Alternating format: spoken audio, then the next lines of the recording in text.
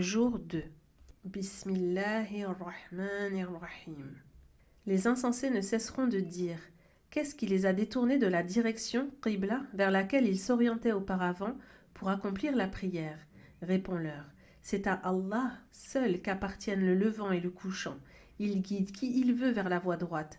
Ainsi, nous avons fait de vous la meilleure des communautés, afin que vous soyez témoins contre les hommes et que le messager soit témoin pour vous. Et nous n'avions établi la direction vers laquelle tu t'orientais que pour distinguer ceux qui suivent le messager de ceux qui tournent les talons. Ce fut un changement difficile, sauf pour ceux qu'Allah a guidés. Allah ne vous fera pas perdre la récompense de votre foi, car Allah est compatissant et miséricordieux envers les hommes. Nous te voyons tourner avec insistance ton visage vers le ciel. Par Allah, nous allons t'orienter en une direction que tu agrées. Tourne donc ton visage vers la mosquée sacrée, et où que vous soyez, tournez vos visages en cette direction. Ceux à qui le livre a été donné savent que c'est la vérité venue de leur Seigneur, et Allah n'est pas inattentif à leurs agissements. Par Allah, quelque preuve que tu apportes à ceux auxquels le livre a été donné, ils n'adopteront pas ton orientation. Tu n'adopteras pas la leur, et entre eux, les uns n'adopteront celle des autres. Par Allah, si tu suivais leur passion après la science qui t'est parvenue, tu serais du nombre des transgresseurs. Ceux à qui nous avons donné le livre reconnaissent le prophète comme ils reconnaissent leurs propres enfants. Mais certains d'entre eux cachent sciemment la vérité. La vérité vient de ton Seigneur. Ne sois donc pas de ceux qui doutent. À chaque communauté une direction vers laquelle elle se tourne pour l'adoration. Rivalisez donc dans les bonnes œuvres. Où que vous soyez, Allah vous rassemblera tous au jour de la résurrection. Allah est omnipotent. D'où que tu sortes, tourne ton visage vers la mosquée sacrée. Telle est la vérité venant de ton Seigneur. Et Allah n'est pas inattentif à vos agissements. Et d'où que tu sortes, tourne ton visage vers la mosquée sacrée, et où que vous soyez, tournez vos visages en sa direction, afin que les gens n'aient pas d'argument contre vous, sauf les injustes parmi eux. À la controverse desquelles vous ne pourrez échapper, ne les craignez donc pas, mais craignez-moi, et afin que je parachève mon bienfait sur vous et que vous soyez bien guidés. Ce fut également pour vous un immense bienfait que lorsque nous vous avons envoyé un messager pris parmi vous, qui vous récite nos versets, vous purifie, vous enseigne le livre et la sagesse, il vous enseigne ce que vous ignoriez. Souvenez-vous de moi, je me souviendrai de vous. Soyez reconnaissants envers moi et ne soyez pas ingrats. Ô vous qui croyez, cherchez réconfort dans la patience et la prière. Allah est avec les patients. Ne dites pas de ceux qui sont tués sur le sentier d'Allah qu'ils sont morts. Au contraire, ils sont vivants auprès de leur Seigneur, mais vous ne le percevez pas. Par Allah, nous vous éprouverons quelque peu par la peur, la faim, la perte de biens, de personnes et de récoltes. Mais fais bonne annonce aux patients, qui, lorsqu'un malheur les frappe, disent « Nous sommes à Allah et c'est à lui que nous retournerons ». Voilà ceux qu'Allah mentionne parmi les assemblées des anges et qui obtiennent la miséricorde. Voilà ceux qui sont bien guidés. Les monts Safa et Marwa comptent parmi les rites sacrés d'Allah. Celui qui vient à la maison sacrée pour le pèlerinage ou la Umrah ne commet aucun péché à accomplir le parcours entre ces deux monts. Que celui qui a accompli de son propre gré une bonne œuvre sache qu'Allah est reconnaissant et omniscient. Ceux qui dissimulent ce que nous avons révélé comme preuve éclatante et guidée après que nous l'ayons clairement exposé aux hommes dans le livre, voilà ce qu'Allah maudit, ainsi que tous ceux qui maudissent, à l'exception de ceux qui s'en repentent, s'amendent et exposent clairement la vérité qu'ils ont cachée. Voilà ceux dont j'accepte le repentir, car je suis celui qui accueille le repentir, le miséricordieux. Ceux qui ne croient pas et meurent mécréants seront frappés par la malédiction d'Allah, des anges et de tous les hommes. Cette malédiction les frappera éternellement sans que leur supplice ne connaisse ni allègement ni répit. Votre Dieu est unique. Il n'est de Dieu digne d'adoration que lui, le miséricordieux, celui qui fait miséricorde. La création des cieux et de la terre, l'alternance de la nuit et du jour, le navire qui vogue en mer chargé de choses utiles aux hommes, l'eau qu'Allah fait descendre du ciel et par laquelle il redonne vie à la terre morte, sur laquelle il dissémine des animaux de toute espèce, la variation des vents et les nuages assujettis entre le ciel et la terre, il est en tout cela des signes pour ceux qui raisonnent. Il est des hommes qui attribuent à Allah des égaux qu'ils aiment comme on aime Allah. Et l'amour des croyants pour Allah est plus fort que celui des gens pour leurs idoles. Si les transgresseurs pouvaient voir le châtiment, ils sauraient que la force tout entière appartient à Allah et qu'Allah est dur en châtiment. Lorsque les meneurs désavoueront ceux qui les suivaient à la vue du châtiment, les liens entre eux seront brisés. Les suiveurs diront « Ah, si un retour sur terre nous était possible, nous les désavouerions comme ils nous ont désavoués. Ainsi, Allah leur montrera leurs œuvres, devenues source de malheur pour eux, et ils ne sortiront jamais du feu. Ô hommes, nourrissez-vous de ce qui est licite et bon sur terre, et ne suivez point le pas de Satan, car il est pour vous un ennemi déclaré. Et il ne vous commande que le mal, la turpitude, et de dire sur Allah ce que vous ne savez pas. » Lorsqu'on dit aux mécréants « Conformez-vous à ce qu'Allah a révélé », ils répondent « Nous suivons plutôt les coutumes de nos ancêtres. » Disent-ils ceci alors même que leurs ancêtres ne comprenaient rien et n'étaient point bien guidés? Les mécréants sont semblables au bétail, auquel on crie et à qui on n'entend que des sons et des appels. Sourds, muets, aveugles, ils ne raisonnent point. Ô vous qui croyez, mangez des nourritures licites que nous vous avons attribuées et soyez reconnaissants envers Allah si c'est vraiment lui que vous adorez. Il vous interdit uniquement de consommer la bête morte, le sang, la viande de porc et les bêtes sur lesquelles on a invoqué autre qu'Allah. Celui qui se trouve contraint d'en consommer sans toutefois abuser ni transgresser ne commet aucun péché, car Allah est pardonneur et miséricordieux. Ceux qui dissimulent le livre qu'Allah a révélé et le vendent à vil prix n'emplissent leurs entrailles que de feu. Allah ne leur adressera pas de paroles d'agrément au jour de la résurrection, ne fera pas leur éloge et un châtiment douloureux leur est réservé. Voilà ceux qui ont choisi l'égarement au prix de la guidée et le châtiment au prix du pardon. Combien ils endurent le supplice de l'enfer, telle sera leur rétribution, car Allah a révélé le livre avec la vérité, et ceux qui s'opposent au sujet du livre sont dans une contradiction qui les éloigne de la vérité. Le bien ne consiste pas à tourner vos visages vers le levant ou le couchant, mais le bien consiste à croire en Allah, au jour dernier, aux anges, aux livres et aux prophètes, à donner de ses biens, quelque amour qu'on en ait, aux proches, aux orphelins, aux pauvres, aux voyageurs indigents, aux mendiants, de même qu'à délier les joues, observer la prière, acquitter la zaquette, respecter son engagement et patienter dans la misère, la maladie et lorsque les combats font rage. Ceux qui se comportent ainsi sont en toute vérité véridiques et pieux. Ô vous qui croyez, on vous a prescrit le talion concernant le meurtre, homme libre pour homme libre, esclave pour esclave, femme pour femme, que celui qui pardonne à son frère réclame ses droits de manière convenable, et que le coupable s'acquitte du prix du sang de la meilleure façon. Ceci est un allègement et une miséricorde de votre Seigneur. Quiconque après cela transgresse subira un châtiment douloureux. Vous avez dans le talion une préservation de la vie, ô vous doués d'intelligence, afin que vous redoutiez de verser le sang. On vous a prescrit, lorsque l'un de vous est sur le point de mourir et qu'il laisse des biens, d'établir un testament en ce qui est d'usage dans la législation en faveur de ses pères et mères et de ses proches parents. C'est un devoir pour les pieux. Ceux qui modifient un testament après en avoir pris connaissance en porteront seuls le péché, car Allah entend et sait tout. Mais quiconque craint d'un testateur une partialité involontaire ou volontaire et tente de concilier les différents partis ne commet aucun péché, car Allah est pardonneur et miséricordieux. Ô vous qui croyez, le jeûne vous est prescrit comme il fut prescrit à ceux qui vous ont précédés, ainsi atteindriez-vous la piété. Ce jeûne devra être respecté un nombre de jours limité. Celui qui, malade, s'en voit empêché ou qui se trouve en voyage, jeûnera plus tard, un nombre de jours équivalent. Ceux qui en sont capables mais s'en dispensent devront nourrir un pauvre pour compensation. Celui qui en nourrit davantage, cela est meilleur pour lui, mais il est préférable pour vous de jeûner, si vous saviez. Ces jours sont le mois de Ramadan, au cours duquel le Coran a été révélé comme guide pour les gens et qui comporte des versets clairs permettant de discerner la guidée et de distinguer le vrai du faux. Que celui qui voit la nouvelle lune annonçant le début de ce mois observe le jeûne. Celui qui, malade ou en voyage, s'en trouve empêché, jeûnera plus tard un nombre de jours équivalent. Allah veut pour vous la facilité et non la difficulté, afin que vous complétiez le nombre de jours manqués. Célébriez la grandeur d'Allah pour vous avoir guidé au terme de cette adoration, et vous montreriez reconnaissant pour cela. Si mes serviteurs t'interrogent à mon sujet, qu'ils sachent que je suis proche. J'exauce l'invocation de celui qui m'invoque sincèrement, qu'il réponde à mon appel en se soumettant à moi et croit en moi afin qu'il soit bien guidé. Il vous est permis d'avoir des rapports charnels avec vos épouses lors des nuits du mois de jeûne. Elles sont un vêtement pour vous et vous un vêtement pour elles.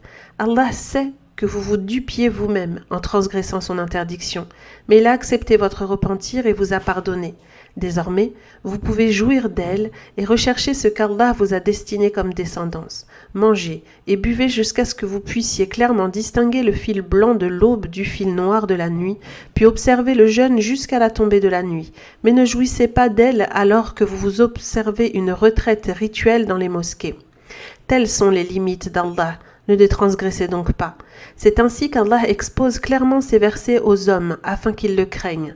Ne vous accaparez pas mutuellement vos biens sans aucun droit, et ne vous en servez pas pour saisir les juges dans le but de vous accaparer injustement et sciemment une partie des biens d'autrui. Il t'interroge sur les nouvelles lunes, dit « Elles sont un moyen pour les hommes de déterminer le temps et la période du pèlerinage. Le bien ne consiste pas à rentrer chez vous par l'arrière des maisons, mais le bien consiste à craindre Allah. Entrez donc dans les maisons par leurs portes et craignez Allah afin que vous réussissiez. Combattez sur le sentier d'Allah ceux qui vous combattent, mais ne transgressez pas, car Allah n'aime pas les transgresseurs. Tuez-les, où que vous les rencontriez, et chassez-les d'où ils vous ont chassés, car la subversion est plus grave que le meurtre. Mais ne les combattez pas près de la mosquée sacrée avant qu'ils ne vous aient combattu. S'ils vous y combattent, tuez-les. Telle est la rétribution des mécréants. S'ils cessent, Allah est pardonneur et miséricordieux. Combattez-les jusqu'à ce qu'il n'ait plus de subversion et que le culte soit exclusivement voué à Allah. S'ils cessent, ne poursuivez les hostilités qu'à l'encontre des injustes. Mois sacré pour mois sacré. Le talion s'applique à toute chose sacrée, ainsi quiconque transgresse à votre encontre, alors répondez de manière semblable. Craignez Allah et sachez qu'Allah est avec les pieux. Dépensez de vos biens sur le sentier d'Allah sans vous jeter volontairement dans la perdition. Et agissez avec bienfaisance, car Allah aime les bienfaisants. Accomplissez intégralement pour Allah le pèlerinage et la Umrah. Si, après les avoir entamés, vous êtes empêchés de les mener à terme, sacrifiez ce que vous pourrez comme offrande. Ne vous rasez pas la tête avant que l'offrande n'ait atteint son lieu d'immolation. Si l'un d'entre vous est malade ou souffre d'une affection à la tête et doit se raser, qu'il acquitte une expiation consistant en un jeûne, une aumône ou un sacrifice. La sécurité rétablie, quiconque se libère de l'état de sacralisation après avoir accompli la Umrah et jouit d'une vie normale en attendant le pèlerinage, sacrifiera ce qu'il pourra comme offrande. S'il ne peut s'en acquitter, qu'il jeûne 3 jours pendant le pèlerinage et 7 jours une fois rentré chez lui, soit 10 jours au total. Ceci pour celui dont la famille ne réside pas aux alentours de la mosquée sacrée. Craignez Allah et sachez qu'Allah est dur en punition. A lieu en un mois connu. Pour celui qui se l'impose durant cette période en se sacralisant, point de rapport charnel, ni de désobéissance à Allah, ni de dispute pendant le pèlerinage. Quelque bien que vous fassiez, Allah en a connaissance. Emportez des provisions pour le voyage, mais sachez que la meilleure provision est la piété. Et craignez-moi, ô homme doué de raison, vous ne commettez aucun péché en recherchant les bienfaits de votre Seigneur pendant le pèlerinage. Lorsque vous déferlez depuis Arafat, mentionnez Allah sur le lieu sacré, pour vous avoir guidé alors qu'auparavant vous étiez du nombre des égarés. Ensuite, déferlez d'où les gens déferlent et implorez le pardon d'Allah, car Allah est pardonneur et miséricordieux.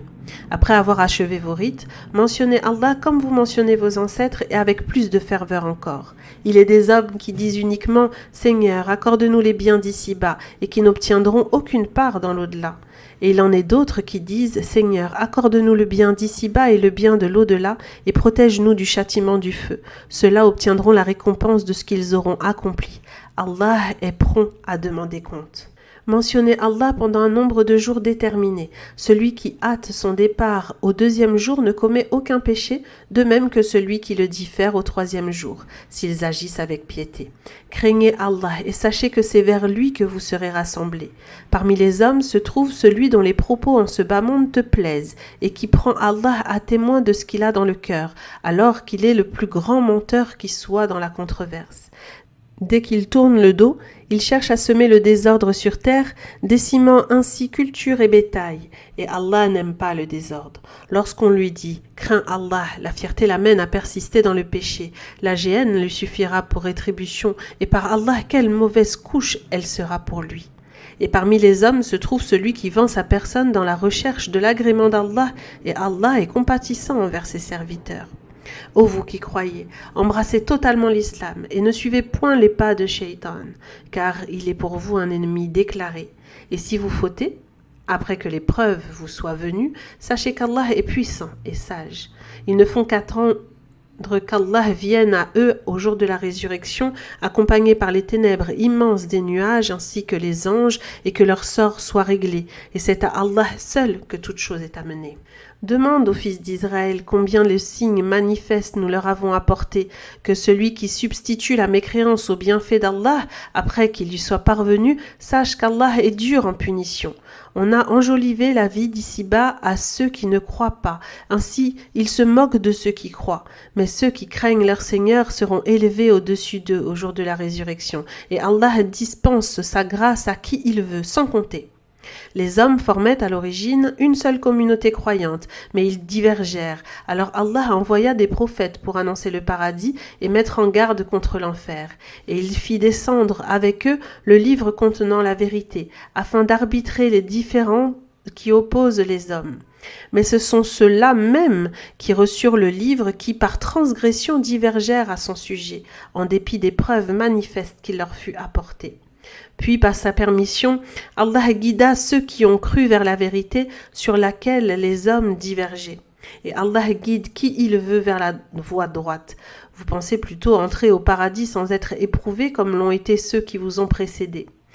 Ils endurèrent misère et maladie et furent ébranlés au point que le messager et ceux qui croyaient avec lui dirent « À quand le secours d'Allah ? Certes, le secours d'Allah est toujours proche. » Ils t'interrogent sur ce qu'ils doivent dépenser. Réponds-leur, bien que vous dépensez à vos pères et mères, aux proches, aux orphelins, aux pauvres et aux voyageurs indigents, tout bien que vous accomplissez, Allah en a parfaitement connaissance. Le combat vous a été prescrit alors qu'il vous est désagréable. Or, il se peut que vous ayez de l'aversion pour une chose alors qu'elle est un bien pour vous. Il se peut que vous aimiez une chose alors qu'elle est un mal pour vous. Allah sait. Et vous ne savez pas. Ils t'interrogent sur le combat pendant les mois sacrés. Réponds-leur, combattre en cette période est un péché grave, mais empêcher les hommes de cheminer sur le sentier d'Allah, ne pas croire en lui, empêcher les gens de se rendre à la mosquée sacrée et en expulser ses habitants est un péché bien plus grave auprès d'Allah. La persécution des croyants est plus grave que le meurtre. Les mécréants ne cesseront de vous combattre jusqu'à ce que vous renonciez à votre religion, s'ils le pouvaient. Ceux d'entre vous qui abjurent leur religion et meurent mécréants, leurs œuvres sont vaines en ce bas monde et dans l'au-delà. Ils sont voués au feu, où ils demeureront éternellement. Tandis que ceux qui ont cru, émigré et combattu sur le sentier d'Allah espèrent la miséricorde d'Allah et Allah est pardonneur et miséricordieux. Ils t'interrogent sur le vin et el-maïsir.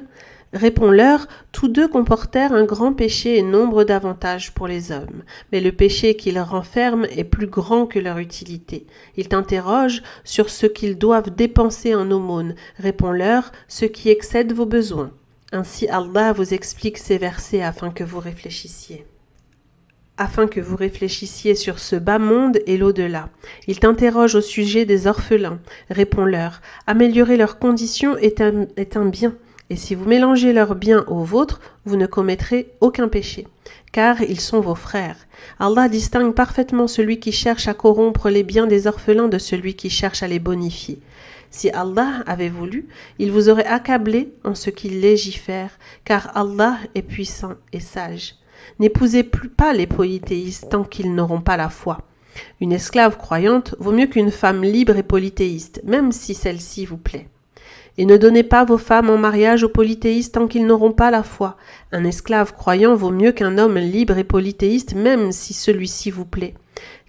Ceci, car les polythéistes appellent à l'enfer, tandis qu'Allah invite, de par son ordre, au paradis et au pardon, et il expose ses signes aux hommes afin qu'ils se souviennent. Il t'interroge sur les menstrues. Rappelle-leur, c'est une souillure. Conversez avec vos épouses, écartez-vous donc de l'endroit d'où s'écoulent les menstrues pendant cette période, et n'en approchez pas jusqu'à ce qu'elles soient purifiées du sang des règles.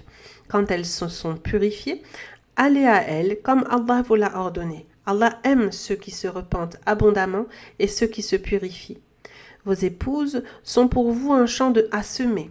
Allez à votre champ comme vous l'entendez. Accomplissez de bonnes actions qui vous profiteront dans l'au-delà. Craignez Allah et sachez que vous le rencontrerez. Annonce donc tout bien aux croyants. N'usez pas du nom d'Allah dans vos serments pour vous dispenser de faire le bien, d'être pieux et de réconcilier les gens. Allah entend, et c'est tout. Allah ne vous tient pas rigueur dans vos serments prononcés à la légère, mais il vous tient rigueur pour ce que vos cœurs ont voulu, et Allah est pardonneur et longanime.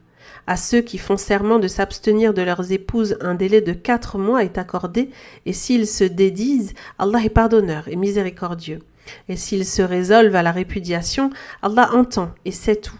Les femmes répudiées doivent observer un délai d'attente de 3 périodes. Il ne leur est pas permis de dissimuler ce qu'Allah a créé en leur sein, Allah et au jour dernier. Droit de les reprendre pendant cette période, s'ils veulent la réconciliation. Elles ont des droits équivalents à leurs obligations conformément à la bienséance, même si les hommes ont une prééminence sur elles. Et Allah est puissant et sage. La répudiation révocable est permise pour seulement 2 fois. Soit on garde son épouse conformément à la bienséance, soit on la libère avec bienfaisance. Il ne vous est pas permis de reprendre quoi que ce soit de ce que vous leur avez donné, à moins que tous deux ne craignent de ne pas respecter les prescriptions d'Allah. Si vous craignez que tous deux ne puissent respecter les prescriptions d'Allah, ne les transgressez donc pas. Et ceux qui transgressent les prescriptions d'Allah sont les injustes. S'il la répudie une 3e fois, elle ne sera plus licite tant qu'elle n'aura pas épousé un autre homme. Et si ce dernier la répudie, alors les anciens époux ne commettent aucun péché à reprendre la vie commune s'ils pensent pouvoir respecter les prescriptions d'Allah. Telles sont les prescriptions d'Allah qu'il expose à ceux qui savent. Lorsque vous répudiez vos épouses et qu'elles approchent du terme de leur période de retraite, reprenez-les conformément à la bienséance ou libérez-les avec bienfaisance. Ne les retenez pas pour leur nuire, vous tomberiez dans la transgression, et quiconque agit ainsi se fait du tort à lui-même. Ne prenez pas à la légère les versets d'Allah, et rappelez-vous les bienfaits dont Allah vous a comblés, ainsi que le livre et la sagesse qu'il vous a révélés, par lesquels il vous exhorte. Craignez Allah et sachez qu'Allah est omniscient. Lorsque vous répudiez vos épouses et qu'elles parviennent au terme de leur période de retraite, pas de renouer avec leurs anciens époux s'ils se mettent d'accord conformément à la bienséance. Voilà à quoi est exhorté celui d'entre vous qui croit en Allah et au jour dernier. Ceci est meilleur et plus pur pour vous. Allah sait et vous ne savez pas. Les mères qui veulent donner un allaitement complet allaiteront leurs enfants 2 années complètes. Au père de l'enfant incombe de les nourrir et vêtir conformément à la bienséance. Chacun n'est imposé qu'à mesure de ses capacités. La mère n'a pas à subir de dommages par le biais de son enfant, ni le père par le biais de son enfant. La même obligation incombe, le cas échéant, aux héritiers. Et si, après s'être consultés, ils se décident d'un commun accord pour le sevrage avant le terme des 2 ans, ils ne commettent aucun péché. Et si vous voulez mettre vos enfants en nourrice, vous ne commettez aucun péché à condition que vous acquittiez la rétribution convenue, conformément à la bienséance. Craignez Allah et sachez qu'Allah connaît parfaitement vos agissements. Qui meurent et laissent des épouses, celles-ci doivent observer une période de retraite de 4 mois et 10 jours. Passé ce délai, vous ne commettrez aucun péché à les laisser disposer d'elles-mêmes conformément à la bienséance.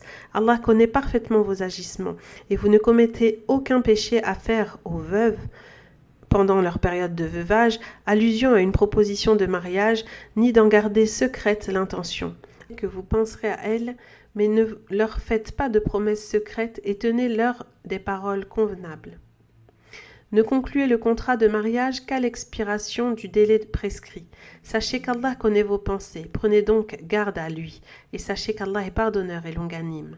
Et vous ne commettez aucun péché à répudier les épouses dont vous n'avez pas consommé le mariage et auxquelles vous n'avez pas fixé de dot. Faites-leur toutefois donc de quelques biens conformément à la bienséance, l'homme aisé selon ses moyens et l'indigent selon les siens. C'est là un devoir pour les bienfaisants. Et si vous les répudiez sans avoir consommé le mariage, mais après leur avoir fixé une dot, la moitié de ce que vous avez convenu leur revient, à moins qu'elle n'y renonce, ou que celui entre les mains duquel repose la conclusion du mariage renonce à réclamer. Que vous renonciez à réclamer votre droit concernant la dot est plus proche de la piété. N'oubliez pas la bienfaisance entre vous. Allah connaît parfaitement vos agissements. Soyez assidus à l'accomplissement des prières, notamment la prière médiane, et tenez-vous devant Allah avec recueillement. Mais si vous craignez pour vous-même, accomplissez-la en marchant ou sur vos montures. Une fois en sécurité, accomplissez normalement la prière pour Allah par reconnaissance pour vous avoir enseigné ce que vous ne saviez pas. Ceux d'entre vous qui meurent et laissent des épouses, la prescription d'Allah adressée à leur famille consiste à pourvoir aux besoins de leurs épouses pendant 1 an sans les expulser de chez elles. Et si elles partent d'elles-mêmes, vous ne commettez aucun péché en ce qu'elles feront conformément à la bienséance. Allah est puissant et sage. Les femmes répudiées ont droit à une indemnité conforme à la bienséance. C'est là un devoir pour les pieux. Ainsi Allah vous expose clairement ces signes afin que vous raisonniez. N'as-tu pas vu ceux qui par milliers fuirent leur demeure par crainte de la mort et auxquels Allah dit « mourez » puis il les ressuscita? Allah dispense ses grâces aux hommes mais la plupart d'entre eux ne sont pas reconnaissants. Combattez sur le sentier d'Allah et sachez qu'Allah entend et sait tout. Qui accordera à Allah un prêt gracieux afin qu'il lui rende multiplié maintes fois? Allah restreint ou étend la subsistance et toutes choses, et c'est vers lui seul que vous serez ramenés. N'as-tu pas vu ces notables des fils d'Israël qui vécurent après Moïse lorsqu'ils dirent à l'un de leurs prophètes « Désigne-nous un roi, afin que nous combattions sur le sentier d'Allah » Il répondit « Si le combat vous est prescrit, se pourrait-il que vous vous dérobiez ?» Ils dirent « Qu'aurions-nous à ne pas combattre sur le sentier d'Allah alors qu'on nous a chassés de nos terres et que nos enfants ont été capturés ?» Mais lorsque le combat leur fut prescrit, ils s'en détournèrent, à l'exception d'un petit nombre d'entre eux. Allah connaît parfaitement les transgresseurs. Leur prophète leur dit « Allah vous envoie Saul, Talut, pour roi. » Ils rétorquèrent « Comment régnerait-il sur nous? Nous avons plus de droits que lui à la royauté. » Et on ne lui a pas accordé d'immenses richesses. Le prophète répondit « Allah l'a préféré à vous et a étendu sa science et sa force. Allah accorde la royauté à qui il veut.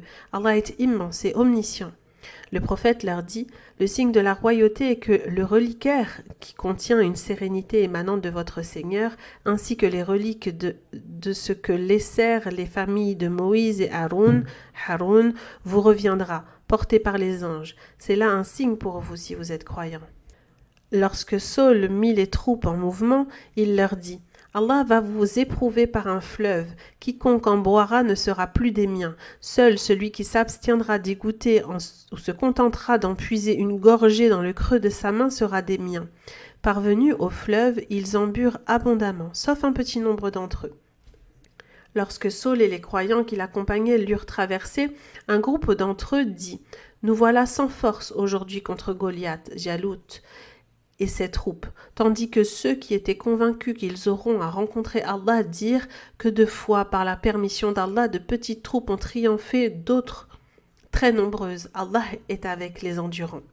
Lorsqu'ils furent face à Goliath et ses troupes, ils dirent « Seigneur, arme-nous de patience, affermis nos pas et accorde-nous la victoire sur un peuple mécréant. » Ils les mirent en déroute par la permission d'Allah. David tua Goliath, et Allah lui donna la royauté et la sagesse, et lui enseigna ce qu'il voulut. Si Allah ne repoussait les hommes les uns par les autres, la terre serait corrompue, mais Allah est plein de bonté envers les créatures. Tels sont les versets d'Allah que nous te récitons en toute vérité. Certes, tu es du nombre des envoyés.